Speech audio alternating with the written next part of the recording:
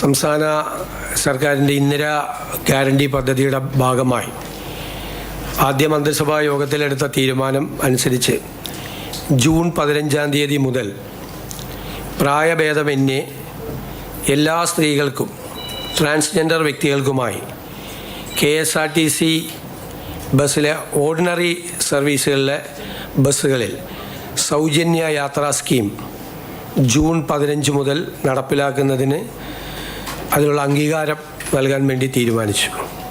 ഇന്ദിരാ ഗ്യാരണ്ടിയിലുള്ള ഈ പദ്ധതി പ്രിയദർശിനി എന്ന പേരിലായിരിക്കും അറിയപ്പെടുന്നത്. വരുമാനം കണക്കാക്കിയിട്ടില്ല, പ്രായം കണക്കാക്കിയിട്ടില്ല, കണ്ടീഷൻസ് ഒന്നും ഇല്ലാതെ ആദ്യം ഓർഡിനറി ബസ് സർവീസിലാണ് ആദ്യഘട്ടത്തിൽ ഈ പദ്ധതി സൗജന്യ യാത്ര തീരുമാനിച്ചിരിക്കുന്നത്. ഇത് സർക്കാരിന് ഒരു മാസം 65-70 കോടിയോളം ബാധ്യത വരും. 800 കോടി രൂപയിലധികം ഒരു വർഷത്തിൽ KSRTCക്ക് അതിൻ്റെ വരുമാനക്കുറവ് വരും. ആ പണം സർക്കാർ KSRTCക്ക് നൽകും.